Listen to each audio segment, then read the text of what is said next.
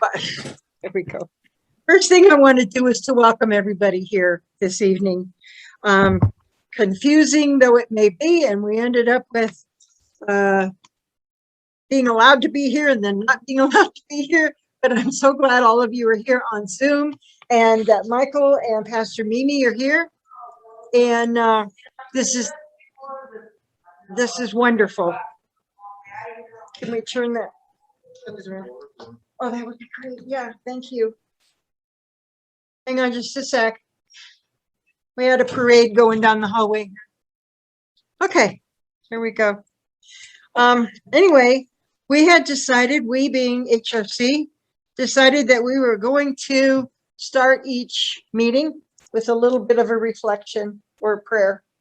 And so I'm going to share tonight, and then I will ask other people to share at our next meetings, etc. But tonight, this is a portion of a poem by John O'Donohue. He's an Irish poet, a wonderful, wonderful person.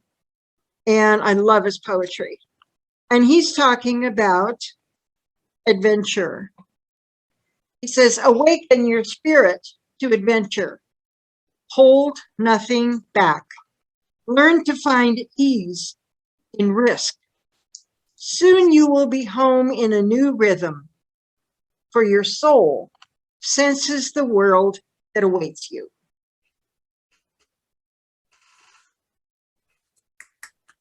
It's a very wise man.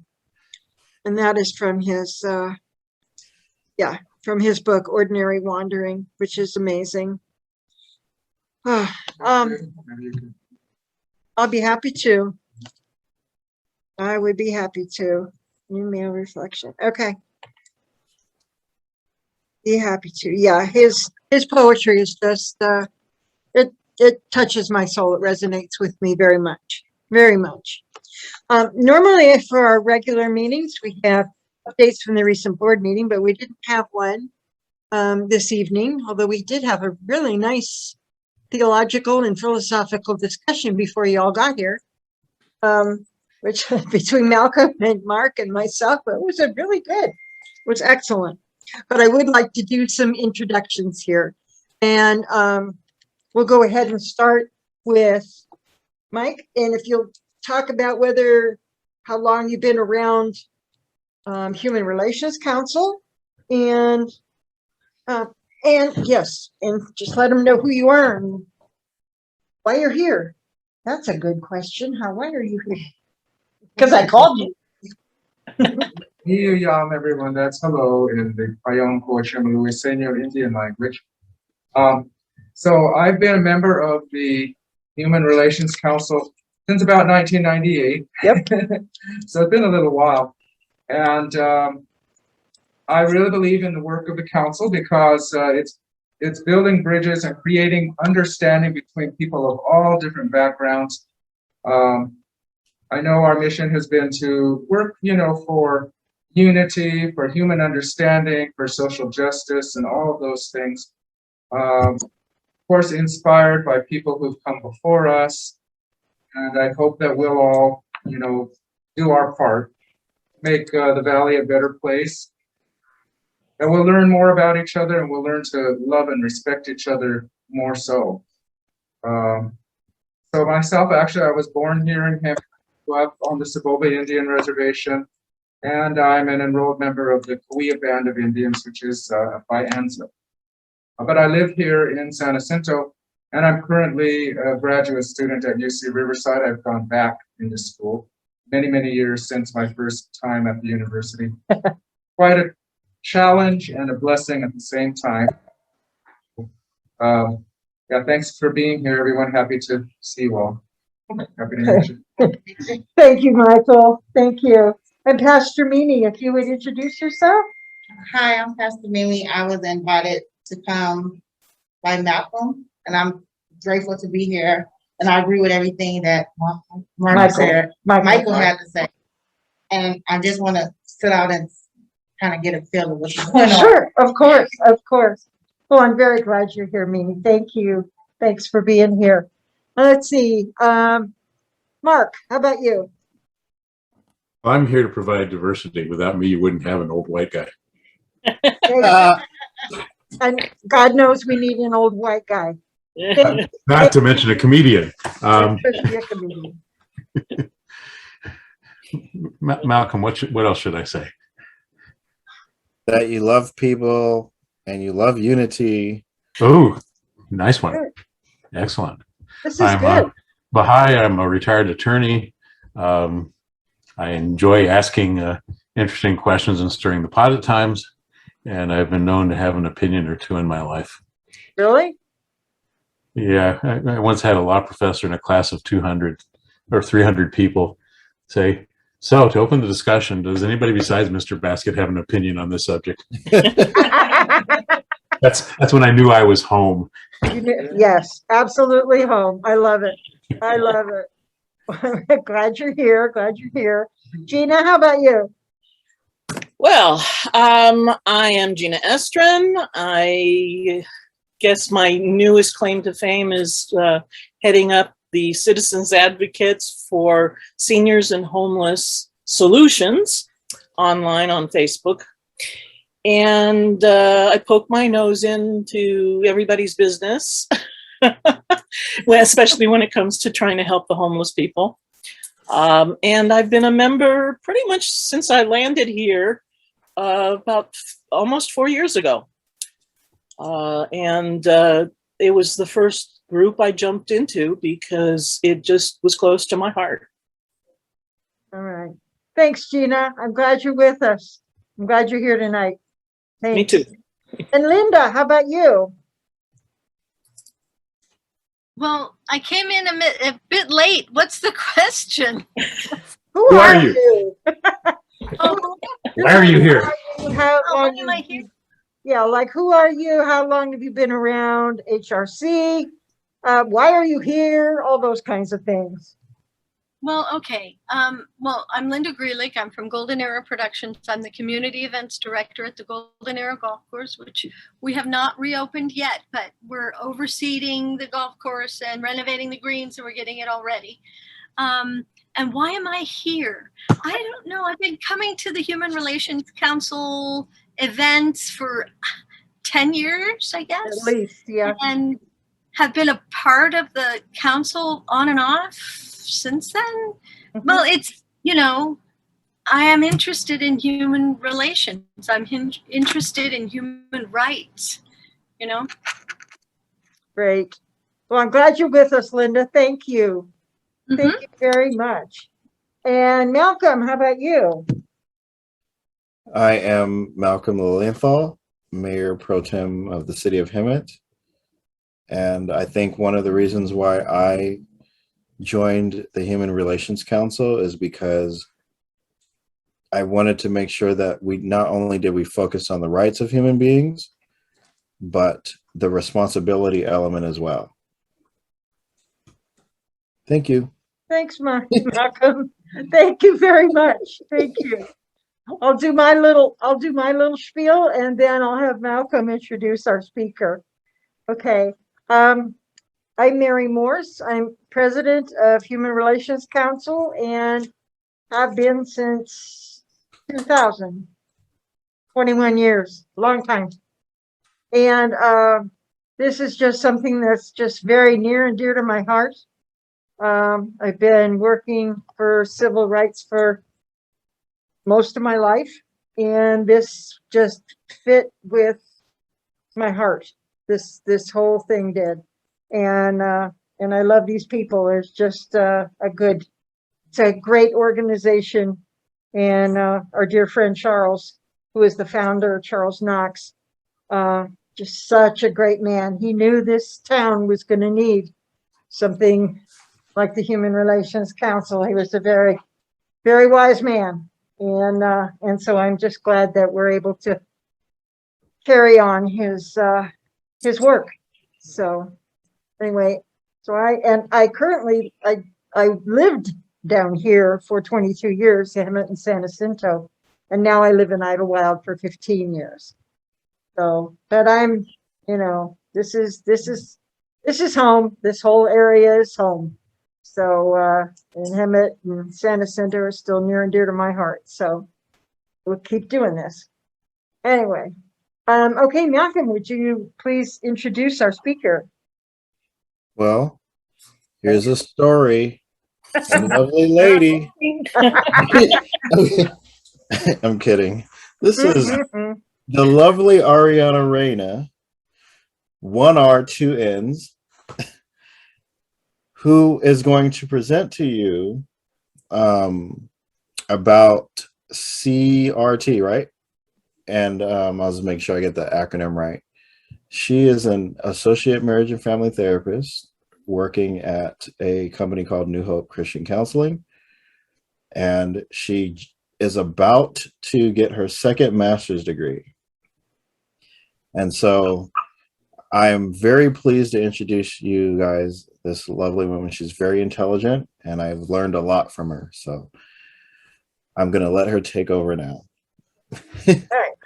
Hi guys, Malcolm, thank you for that introduction. You're making me blush over here. I'm not one to hype myself up, so when I hear someone else talk, it gets me a little misty-eyed. But thank you. So yes, Malcolm is correct. I am an associate marriage and family therapist and an associate professional clinical counselor.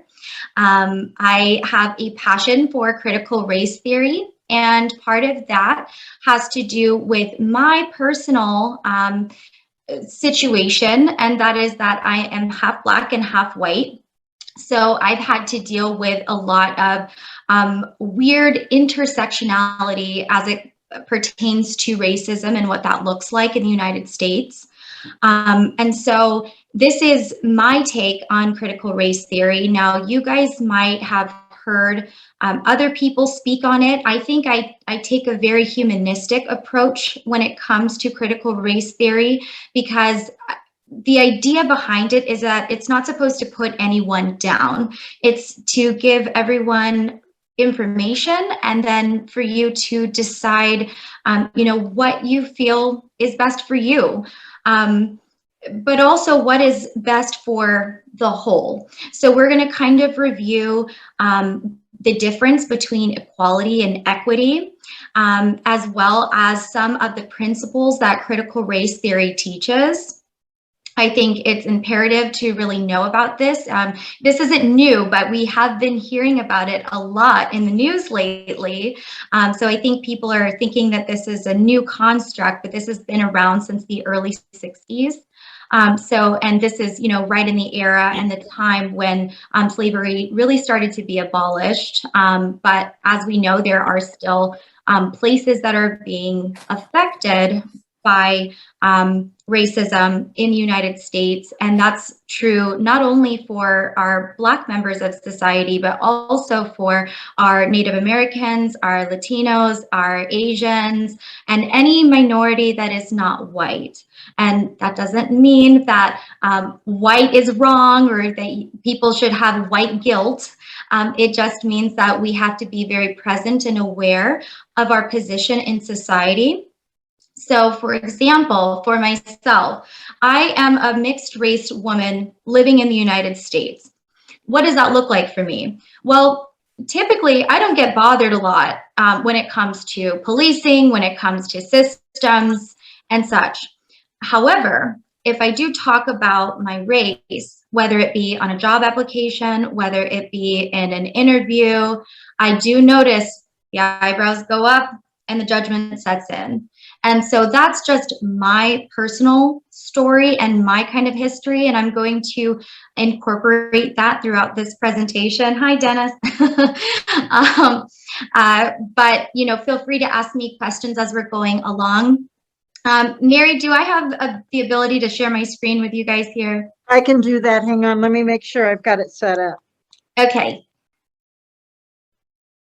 Real quick, Arianna. Yeah. Do you want any questions during the presentation? Do you want them at the end? Are you? If you have a question, just let me know, and it's fine if we stop the presentation for it. Absolutely. Okay. Okay. And I think I have it. Oh, do sorry. you want the discussion to solely focus on the United States? Yes, but just for now, obviously this is a worldwide issue. It's not just in the US, but it is something that's more prevalent in the US than other nations currently, that we're noticing, at least from what the research should suggest. So I think that yes, tonight will mainly be the focus on the US, but you know, if we want to move towards worldwide stuff, we can definitely do that too. Okay. All right.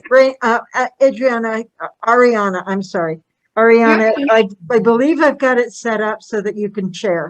Wonderful. I do see that. So I'm going to go ahead and share my screen with you guys, and let me just pull up the slideshow here. Let's see if it'll work.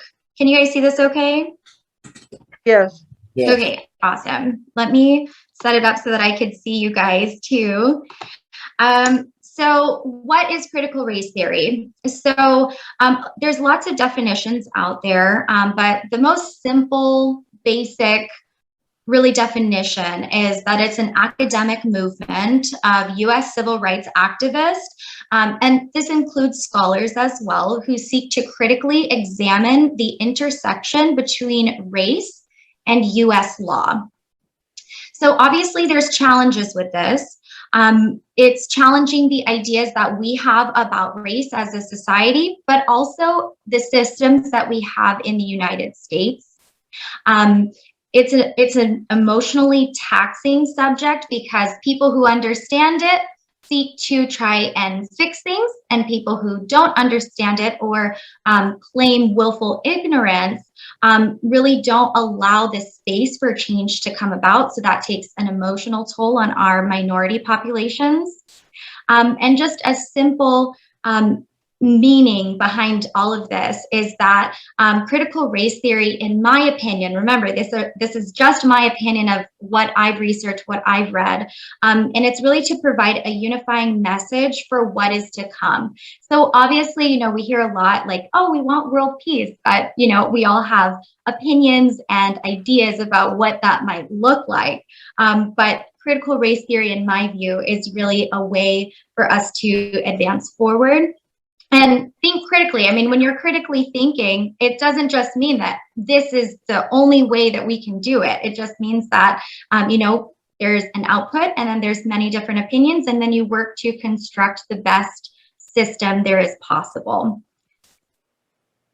So scholars view race and white supremacy as an intersectional social construct rather than the explicit or intentional prejudice of individuals. So, you know, when we hear a lot about, you know, racism in society, people think that it's just like, oh, it's just people who are racist. But critical race theory challenges that idea and that principle and says that not only are some people racist still from, you know, generational situations, they are also systems in place that keep people of minorities out of being rich and successful. Now, a lot of people say, well, there's rich and successful Black men and women and minorities, and yes, that is true.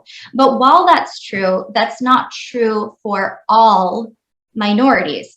That's not true for all white people. However, it is a lot easier to be white going into an institution, whether that be for education, whether that be for a job application. If employer sees Tanisha Williams on an application versus Sarah Brooks, there's automatic judgment that goes into that. And while I think a lot of us try to check our biases, I think that there's a good deal of people that might look at a resume and go, I don't know about that other name, Tanisha, that sounds a little ethnic, right? Like, I don't know what that means exactly. And so here's where we get to what is reality, what is equality, what is equity, and what do we want to gain from critical race theory. So the reality is that if we go way back to how the US began, we know that Columbus sailed the ocean blue and unfortunately murdered several Native Americans on the land and claimed that this is now the United States. And with that being said, there has been systems in place, and you can see the boxes, that allow white people to go up and leaving other people really far behind. So while we see this really like marginalized 1%, we also see these like really poor communities where people aren't getting the resources necessary. So a lot of people kind of talk about equality. Well, equality looks like the second picture here. And that is, we're all given the same opportunities. And yeah, I think to a degree, that's true. But then you have to factor in situations such as redlining, and we'll kind of get to that. And then the institution of our jail system and what that looks like. Because our prison system and our policing didn't start as a protection agency. It started as a slave gathering, essentially. So, we really have to be real about our history, and there's no guilt for what our ancestors did, but we can do better. Once you know better, you do better. And so the idea of equity is that you guys can see this tall man, he can see over the fence just fine without a box, so he doesn't need one. And then the middle person needs one box, but then the shorter person needs 2 boxes. And it's providing equity across the board for our children in schools, for our communities, for home buying, for getting a job. And eventually the hope is that there's a liberation for all people to have the same opportunity to have all of those things. Now, again, that doesn't mean that people don't have those opportunities. It just means that these people at the lower classes have to work 10 times harder in order to get to where the reality person is at the top. So critical race theory is a collection of critical stances against existing legal order from a race-based point of view. Now, this is true in policing in the fact that, we're looking at policing as gathering up a bunch of Black and minority-based individuals and taking them in for crimes when, obviously there were laws in place back in the day that there was supposed to be segregation and there wasn't supposed to be Blacks and minorities in certain communities.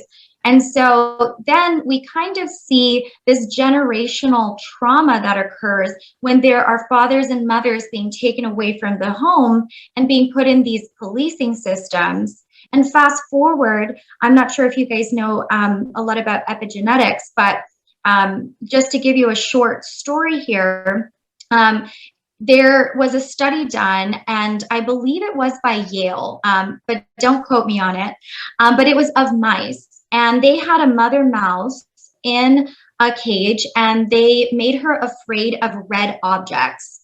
And they would taunt this little mouse with these red objects. So anytime she would see one, she'd try and run and hide, and she'd be really afraid of them. Well, then they moved this mouse to another location, and then she had babies.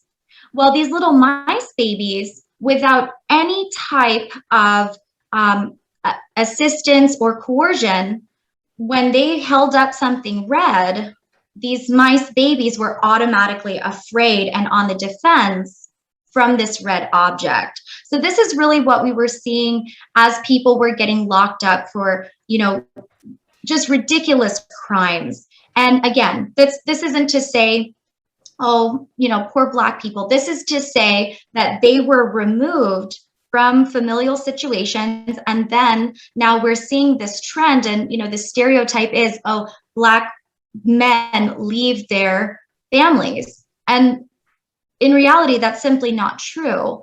And there's a there's a much deeper construct that goes into it. And so when we're thinking about critical race theory, we're thinking critically about epigenetics, social, environmental concerns. We're thinking about our education system and what that looks like. What are we teaching in schools?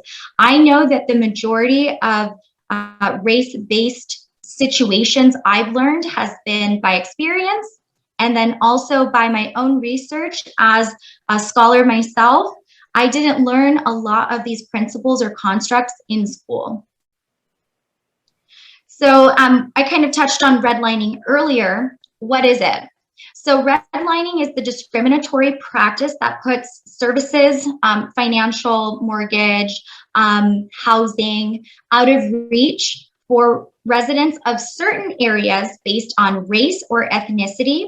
And it can be seen in the systematic denial of mortgage, insurance, loans, and other financial services based on location and that area's default history. So if we're thinking about regions, rather than on the individual's qualifications and credit worthiness. So if there's a district, they would tend to mark it off, and only the rich or the middle class would be able to move into this one. And then they would make it nearly impossible for anyone outside of that category, also being white, to move there. So what we're seeing is these sectionalized schools that are getting the effects of redlining. And why? Well, because it was a discriminatory practice of fencing off areas where banks would be to avoid investments based on racial makeup of certain communities. So, for example, my mom is a third grade teacher, and she works at an apartheid school. And an apartheid school is something that happens when redlining occurs. So essentially, my mom's school has less resources, they have less finances, they have less to work with.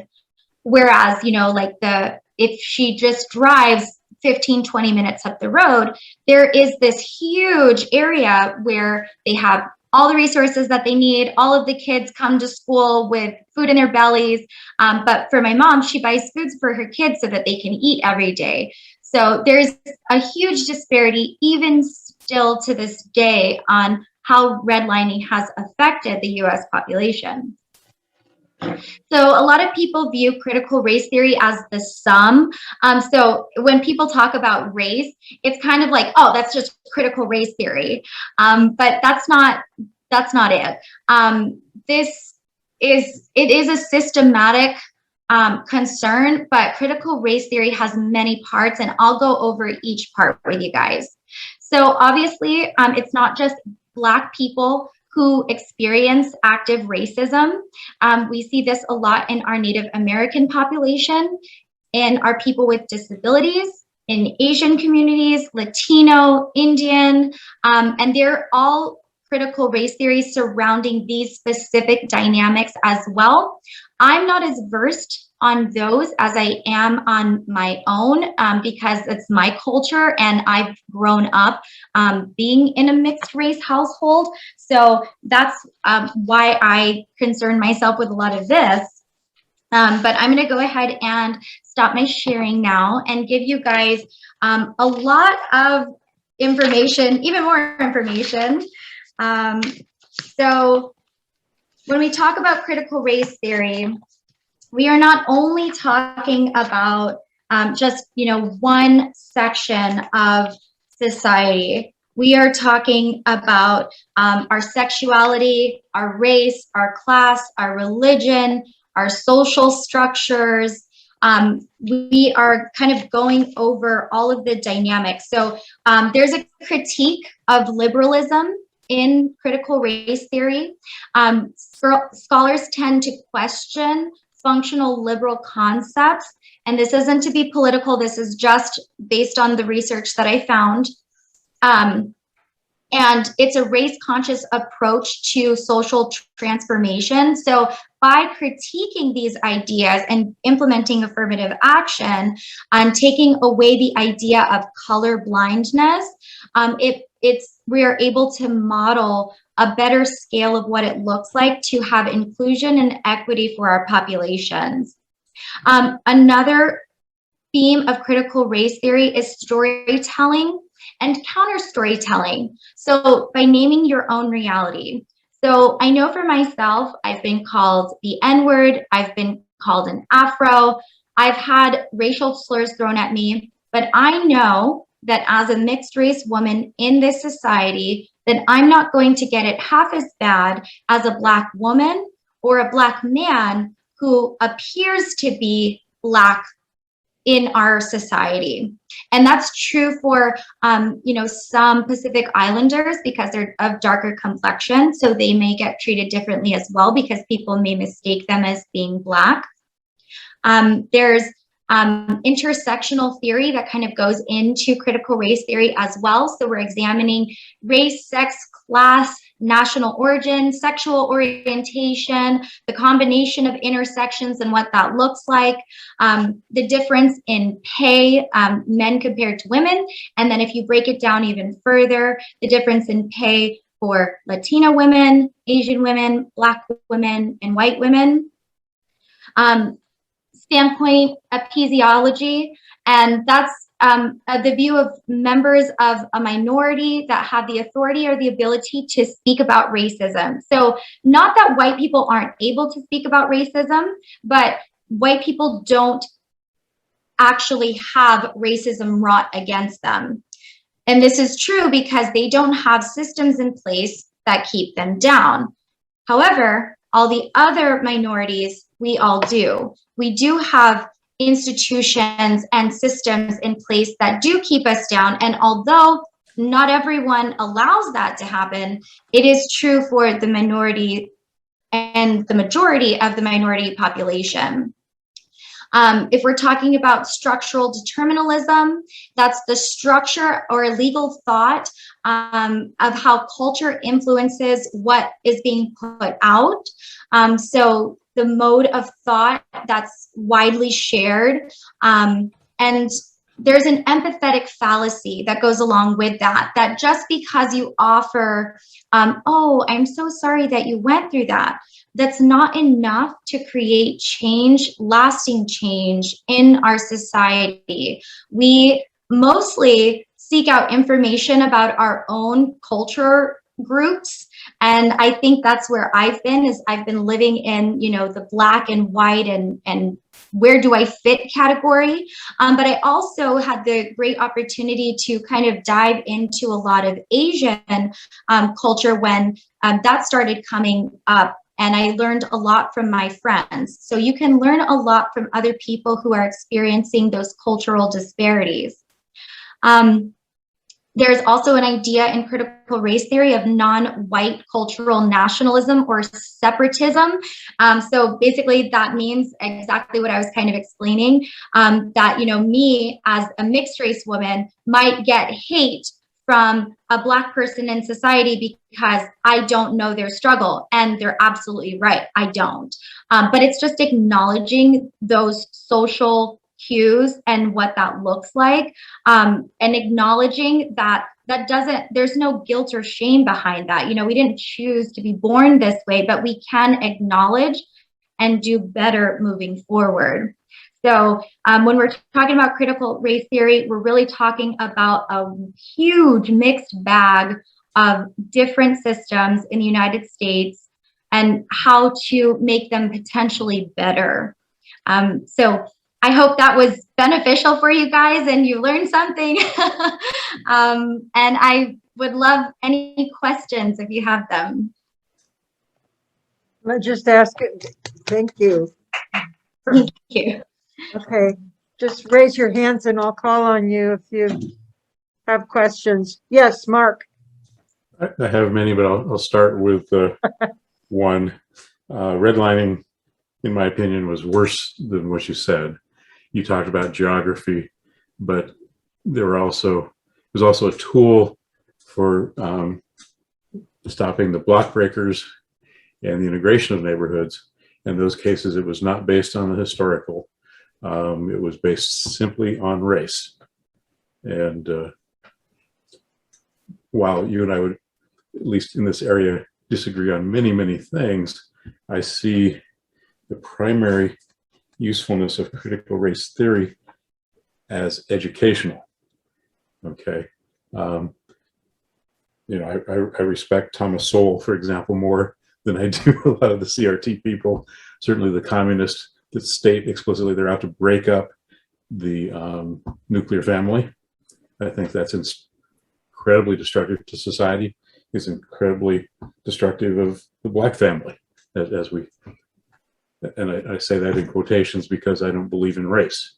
No good anthropologist can define race for you.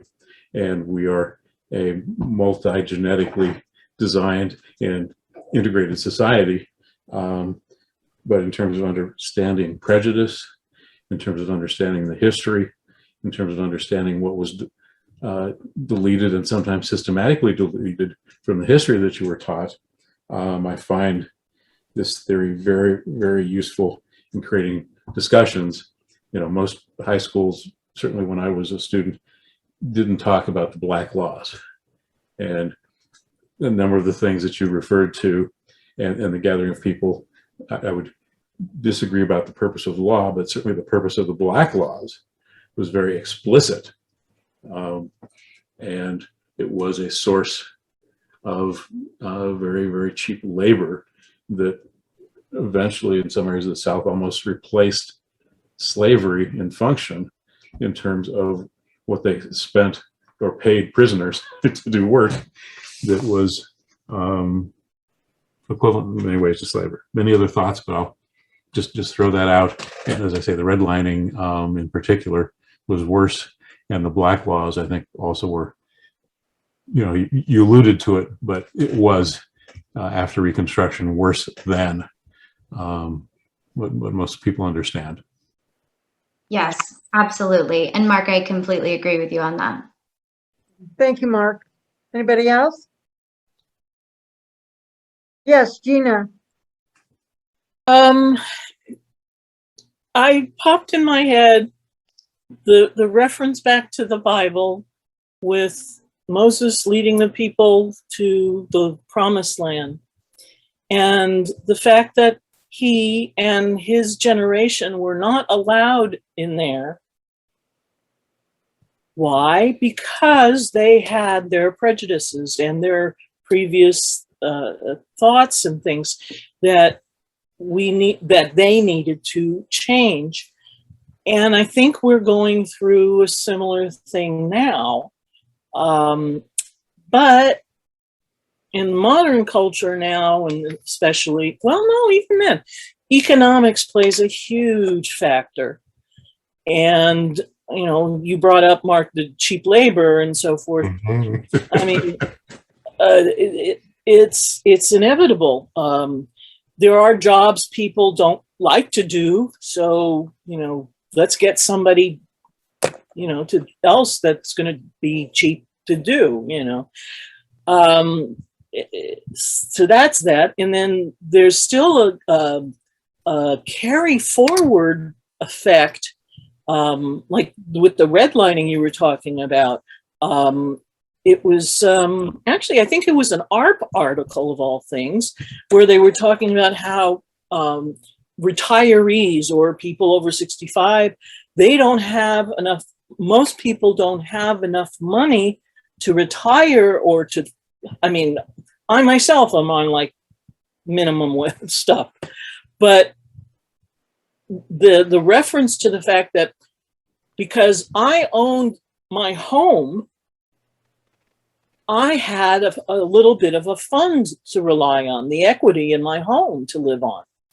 Whereas if you're being redlined and you can't get a home and you can't get a mortgage and you can't, how do you build up the credit? How do you do the, you know, and that's why, well, as you say, the different groups are affected more seriously now in terms of being homeless, in terms of not being able to care for themselves medically, physically, whatever. I guess, as you can see, that's kind of part of my underlying impetus for the direction I take. But again, that in my case, it came about because I recognized how close I was to being out on the street. And I am very, very grateful, kind of learning, like you were talking about, learning things for, instincty things from before. My parents survived the Holocaust in very different ways. And they came to America with nothing. And they had this drive to succeed. And actually it's thanks to them that I could even buy the house that I bought. So as you can see, it's through generations that this is still moving forward. Now, as of, I would say, in my lifetime, since the 1960s, I mean, I was born in 55, so don't have much more beyond that, but that people, they're afraid of change. If there is a problem, they try to find a scapegoat. And in the 60s was finally a time when there was an attention showing there's a different way to be, a different way to treat people. The love generation or whatever. And that I mean, not to belittle it or whatever, but that's it. I mean, if people don't want to help each other, then we're doomed to repeat history. And we've been doing that for a long time. Yes. And, so I'm glad there's challenges now, what the CRT is bringing up. I mean, that's the thing. Somebody's got to speak up. Somebody's got to do something. Otherwise, it's status quo all the time. And I hate to say this, but our past leader, unfortunately, was underscoring people that had more of a limited viewpoint of what society should be. And that has kind of thrown us back a step. And that's part of what we're fighting now. And then, of course, having COVID, that just threw everybody into a tizzy. Very true. Very true. Yeah. Yeah. So, Gina, thank you, Gina. welcome. Does anybody else have any questions to ask Arianna? How about Amy? Deb, got anything? Mike? Oh, yeah, I just want to say that was a wonderful Yeah. presentation. And I think what I got from it is that this is a tool that we can use to understand what's going on better. And I also think that we need to have the courage to look beyond the surface, and that critical race theory is challenging us to look at what are we taking for granted? What's happening before we were on the scene? Why are things the way they are? And I think we should be responsible enough to look at those, to ask those difficult questions, and then to struggle with them, because it is hard. I mean, there is no simple answer. There's no single way of understanding what's happened, but we should face up to the fact that we do have a lot of, what you would say, a lot of ground to make up for. There's been a lot of injustice, a lot of harm done in the past that continues today in very inexplicit ways, but we need to have the courage to look at them and to grapple with them. Yeah. Thank you, Michael. Does anybody else have any other questions or comments? I wanted to ask Arianna if she had an impression or opinion on this particular book, given the... I don't. If I'm looking at the title from a therapeutic perspective, that reminds me a lot of the epigenetic component. Exactly. And so that's definitely something that I would love to dive in and read a little bit more about. Okay. Yeah. Thank you. Dennis? Yeah, I'm sorry I got in late from Orange County, so you may have covered this, Arianna. Is critical race theory being taught in either the Hemet School District or the San Jacinto School District? As far as I'm aware, no. And that is really because I'm not sure that teachers really agree, parents really agree, administrators really agree on what to teach and how to do it. It goes back to legislation as well. There's been a lot of talks about teaching critical race theory in schools, but as of right now, it's still one of those tabled items. Okay, and my feeling, being kind of close to the public here, is that an awful lot of people are going to be very angry and violent if they decide to teach it. I mean, they're already doing it with masks. Can you imagine with critical race theory what they're going to do? So I think it should be taught, but I think it's going to be a real challenge out here in the hinterlands. This isn't Santa Monica, where I came from, and I think it's going to be quite an uphill battle here. Definitely. And that's part of it. You know, people are afraid of what they don't understand, much like what Mark was explaining. And so when people hear critical race theory and they just have small bullet points of what it is, rather than really doing a deep dive and reading books and reading different people's opinions on it, the idea is that exactly what you said, Dennis, that, you know, people are going to be in an uproar over it. And people were in an uproar about masks, and we had several studies and several not studies and people looking at Facebook posts, and it was just bizarre. And so I do agree with you that it will be a definite challenge. But I also believe that just because it's a challenge doesn't mean that it shouldn't happen. And I'm going to be an active advocate in advocating for the teaching of, if not critical race theory, at least just the realistic history of the United States for schools, so that kids can understand and make up their own conclusions on, you know, how to feel and what that looks like. You may find that all you can get away with out here in what I consider the uneducated part of Southern California is a dumbed down critical race theory that is modified because there's already all kinds of false information circulating about critical race theory from the far right that has already infected everybody's minds the same way it convinced them not to get shots.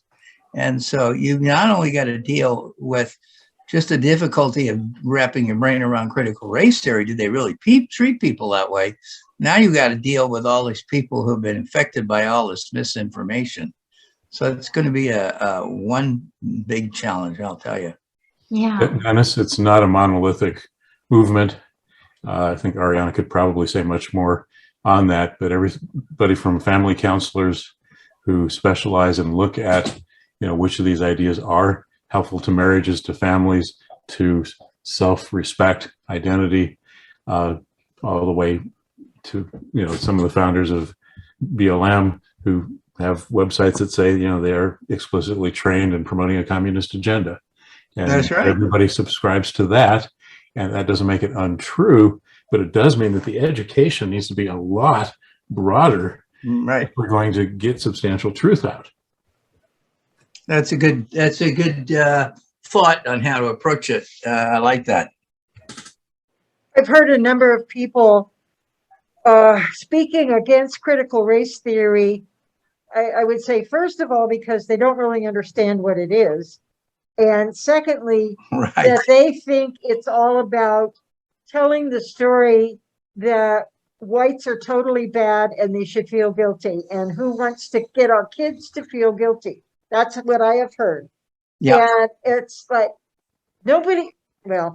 it's not about trying to make somebody feel guilty. It's about, let's look at what was real, and let's look at what's real today, and let's make changes. But yeah, somehow, I don't know whether these are people that are just super concrete thinkers or what. I don't know exactly what to call it, but it's like, if you tell them the truth, they're going to say, but it's not my fault. You know, I didn't do it. So why should my kids hear this story? And that is something that I have heard from a number of people who are against critical race theory.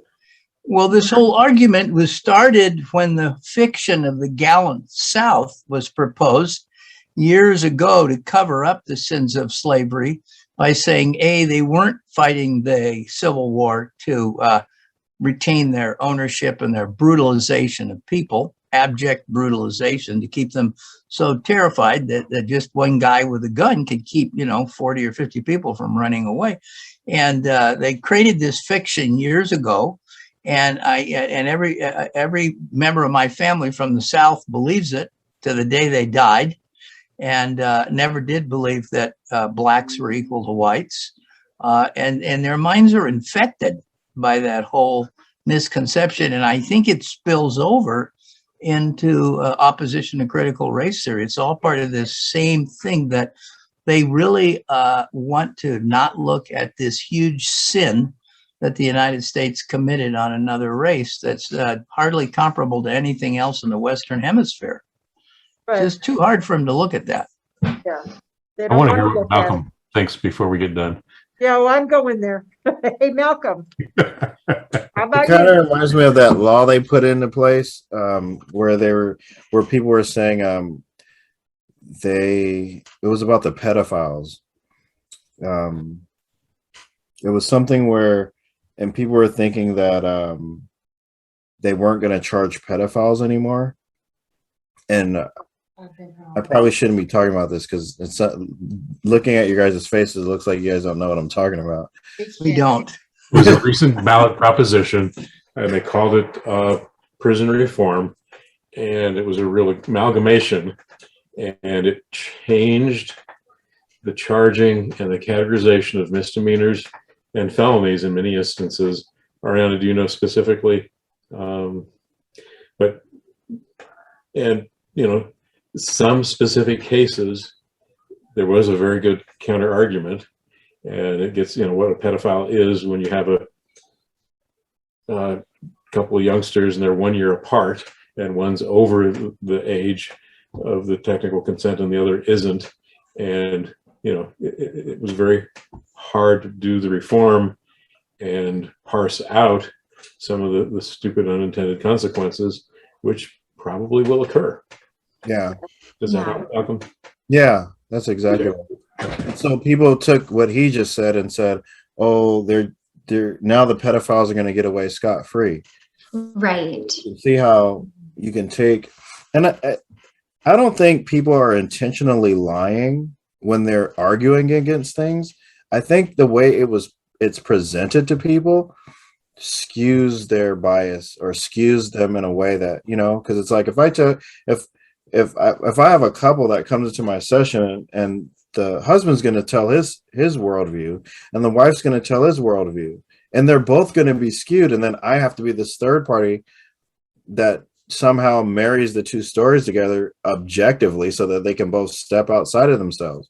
But if the problem with logic is, once you try to use logic with people, if they're already set in their mindset about something, and they're not doing this on purpose, but if they're already set in their mindset, It's unconscious.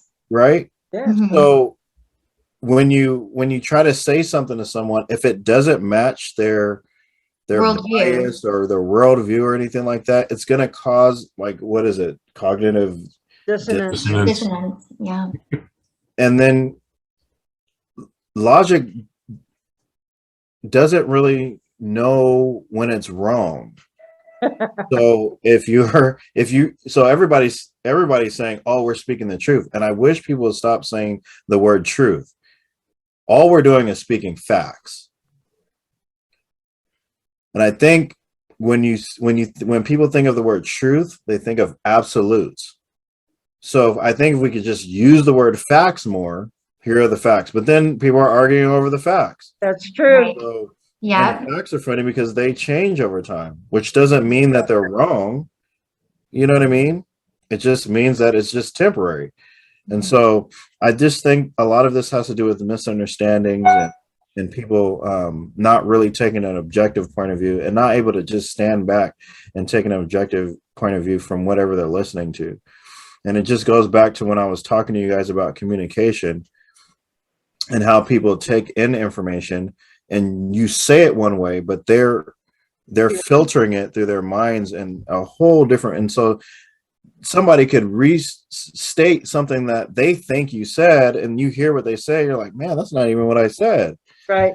But you're not there to defend yourself. They didn't spread it across social media, Twitter, all kinds of stuff. And then now everybody hates critical race theory. Everybody hates, what's his name right now, who's in trouble? Dave Chappelle. Oh, yeah. Mhm. Yeah. So, I mean, it's like, not everybody, but a lot of people are upset at him right now. Yes. But you know what I'm saying? So those are my thoughts. Yeah.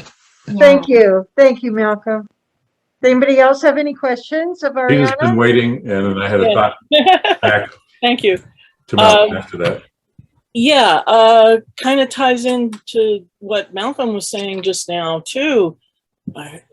From my own personal experience right now, being a caregiver to my mother-in-law, who is very afraid of everything. I mean, we had a whole big blowout because I had a window open so the screen can let some air into the house. I mean, anyway, the point I'm actually trying to make is thus that when you try. Uh-oh. Oh, no. We We lost just her. lost- We just Wi-Fi lost her. issue. When she comes back Okay. in, I'll let her back in. But who is the next one, Mark? I Was that wanted to you? respond to Malcolm, and hopefully ahead. what may be helpful. One of the big challenges when you're doing the counseling and trying to build unity and race relations, et cetera, is how to speak truth without discounting anybody's experience. Mm-hmm. Yeah. Sometimes saying, tell us about the truth of your experience. And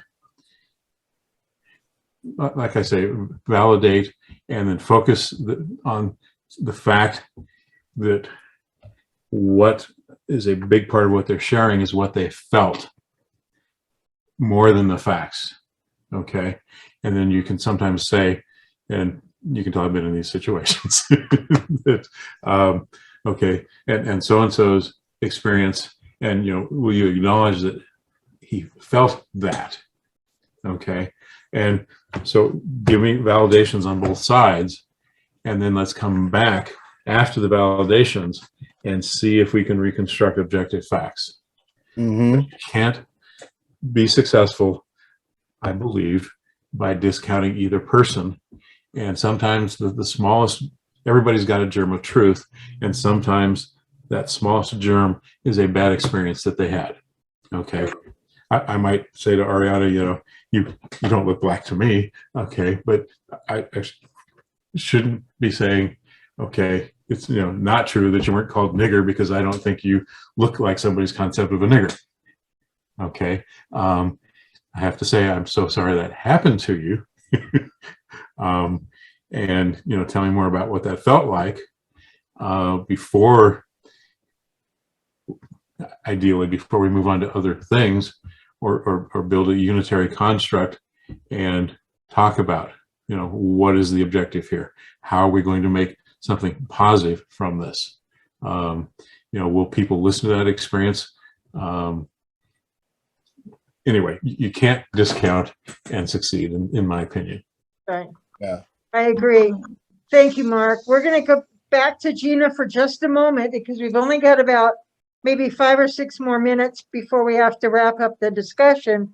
We'll finish our meeting because I promised Brookdale that we would be out of here by 7:30. So I've got to make sure we follow with what we said. Okay, Gina, sorry we lost you there for a minute, but welcome back. You have to unmute, Gina. Gina, unmute.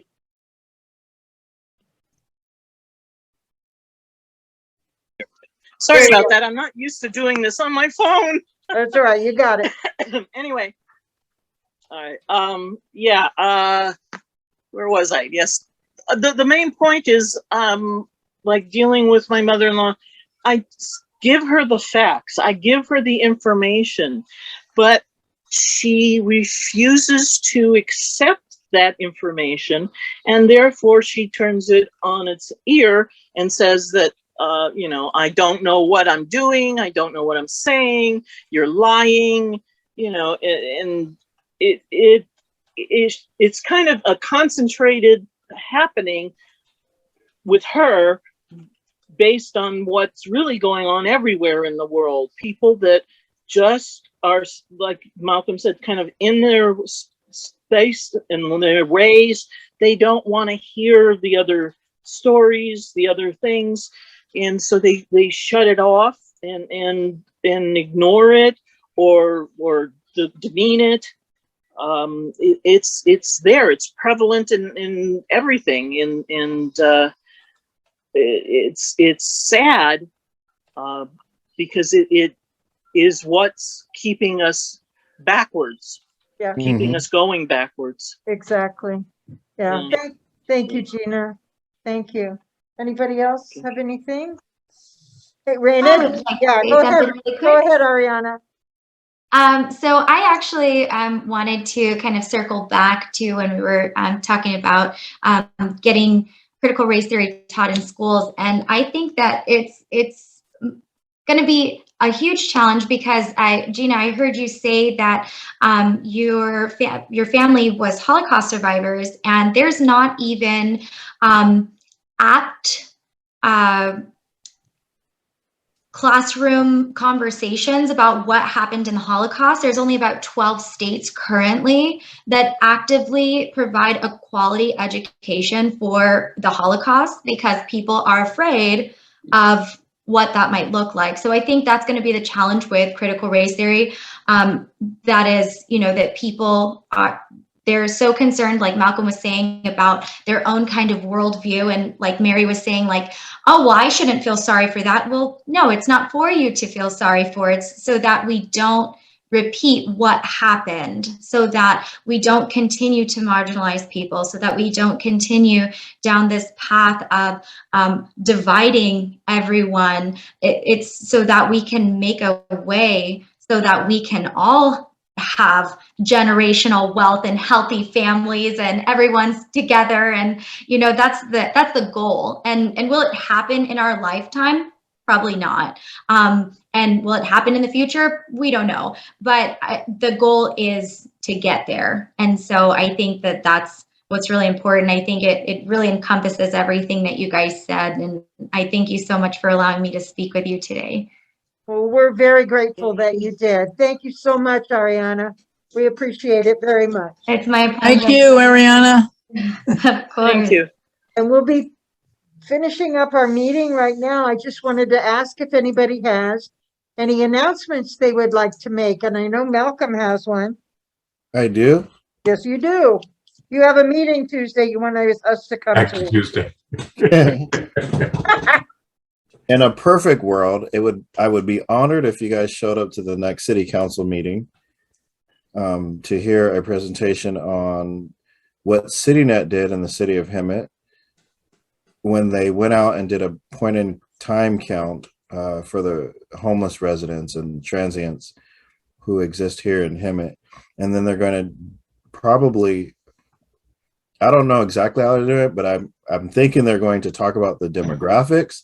So the types of homeless people that they've encountered, and then maybe some ideas on how to move forward with the number of people that they've counted. And what time is that meeting? 7 p.m. And is it only in person, or is there a link? There will be a link, if there not is already one, on the Hemet's website. Does everybody know what he means when he says Hemet's website? The government's website, you know? Okay. City of Hemet. Okay. The city website. Right. Oh, I am. Okay, any other Yeah, announcements? there is. Another just thing a- too is you can just go on YouTube and type in City of Hemet. Oh, that's Oh. true, because they do it live. Yeah. Yeah. Okay, that was what my question was, because before they were using their internal system, and that was not a very good one. So now I see they're branching out to doing YouTube live broadcasting. I think so. Yeah. Because they even have like a whole team of IT people like in the room behind us. Yeah. Hear them whispering, camera 1, camera 2, or whatever. Okay, so if we And can't if I show may, up just in one person, little comment, one little thing in terms of point in time count. The county is gearing up. I am involved in getting training and to get the count done. It's at this moment, if I remember correctly, it's scheduled for like January the 26th. And again, that's involving everybody's point in time count. And there's a significant change in the questions that are being asked and the approach. And thank goodness this year we are finally going to go out and approach people who are indeed unsheltered. Last year they skipped it because of COVID, but this year Good. so far we're going to let them do it. So all right, Good. okay, thank you, Gina. Any You're other welcome. announcements? No? Okay, Anything new, Dennis? No, I don't have any announcements, but don't forget, if anybody wants to contribute clothing or food or anything for the homeless, I'm still a collection point and I'm still in touch with them. great, okay, And where do they find you now? At 2230 State, at 2230 Lake Park Drive, right next to the casino, the only senior park next to the casino. what number? Let's see, 158. I haven't been back here long enough to remember it all. Okay, Just call when- me. Just call me. I'll meet you at the gate. Give us the phone number, please. 949-400-3449. Perfect. Excellent. Okay. Thank you. I want to thank everybody. And I want to let you know that our meeting next time is going to have to be on Zoom because we're not going to be able to use this meeting room for a while because we're not even supposed to be here tonight. So we're going to end up we'll still be on Zoom, but we do have to have an annual meeting and we do have to have an election of board members. Now, at the moment, we have 12 board members. 11 active, and then we have our founder emeritus. So if anybody might be interested in being on board, that can happen. Our bylaws call for anywhere between one person all the way up to 15. We've been kind of narrowing at 7 to 12 people on the board, but we can go more. So, number one, we would like to ask everybody to, become members, first of all, and then start thinking about whether you might be interested in being on the board because we need to do an election next meeting. So, Great. okay. Mary wants help. Mary needs help, not just one. Both. Mary wants and needs help. Yes. So, I'm very, very happy all of you were here. Trisha, I know we didn't see you, but I'm glad you're here. Pastor Mimi, I'm very glad that you came tonight. So, and Arianna, your presentation was wonderful. We appreciate it very, very much. So thank you, everybody. My And pleasure. Thank take you. care. All right, we will see you next month. All right. take Arianna, care. are you from this area? I'm not. No. Okay. I started out in Rancho Cucamonga and then moved to Oklahoma and then ended up moving to Murrieta, Temecula, and then moved to Texas, and then I'm back in Murrieta. Okay. But I do work in Hemet. We have at least one person on our board who is in Murrieta, and we do consider Murrieta part of our loving family. So if you have any interest in attending any more meetings, you're invited.